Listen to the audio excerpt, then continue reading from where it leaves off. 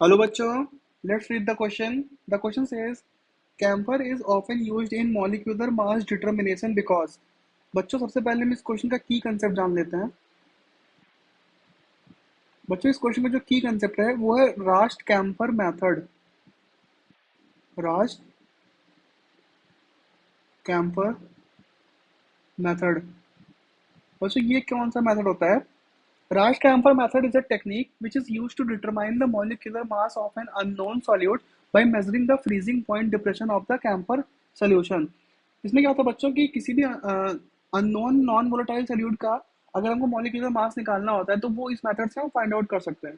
अब बच्चों होता क्या है, जो कैम्फर होता है इससे हम क्या करते हैं, इससे हम एक नॉन वोलाटाइल इससे हम एक सॉल्वेंट वोलाटाइल सॉल्वेंट प्रिपेयर करते हैं। अब बच्चों वोलाटाइल मतलब क्या होता है? Which can be easily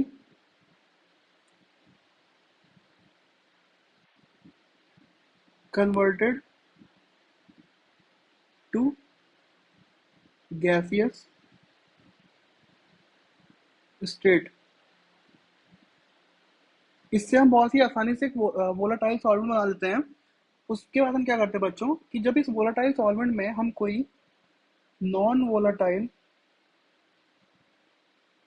non volatile substance add करते हैं, उसके बाद उस नॉन वोलाटाइल सब्सटेंस को ऐड करने के बाद में बच्चों, सिंस जो कैंपर है वोलाटाइल है इसको हम इजीली सेपरेट कर सकते हैं उस सोल्यूशन से। तो उस कैंपर के सॉल्वेंट को सेपरेट करने के लिए हमें कोई ना कोई टेम्परेचर उसको प्रोवाइड करना पड़ेगा, तभी हम दोनों को सेपरेट कर पाएंगे। तो सिंस जो कैंपर इजिली वोलाटाइलेबल सब्सटेंस है तो वो आसानी से उस सोल्यूशन से अलग हो जाता है। तो जब वो आसानी से अलग हो जाएगा तो हमको बहुत ही इजिली जो नॉन वोलाटाइल हमने सब्सटेंस लिया है उसका हमको मॉलिक्यूलर मास पता चल जाएगा, क्योंकि जब हमारे पास सॉल्यूशन में जो रिमेनिंग कंटेंट होगा वो सिर्फ नॉन वोलेटाइल सॉल्यूट ही बचेगा, क्योंकि कैंपर वोलेटाइल होने के कारण सारा का सारा सेपरेट हो जाएगा।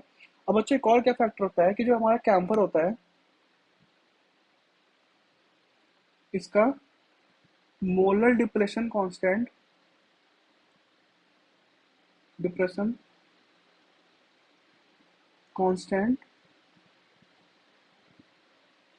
एंड इसका क्रायोस्कोपिक कांस्टेंट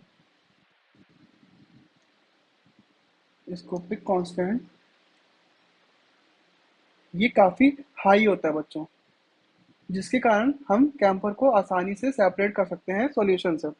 अब इस पूरे मेथड का कंसेप्ट क्या हुआ बच्चों कि सपोज हमने कोई एक सॉल्यूशन प्रिपेयर किया, हमने इसमें कैंपर का वोलेटाइल सॉल्वेंट लिया, हमने इसमें कोई नॉन वोलेटाइल सॉल्यूट ऐड किया,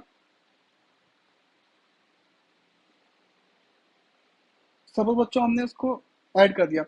अब क्या होगा कि जब हम इसको टेम्परेचर देंगे तो सिंस वोलेटाइल है कैंपर तो वो इजिली वेपर्स में कन्वर्ट हो जाएगा बच्चों, वो गैसीफाई होके निकल जाएगा इस सॉल्यूशन में से।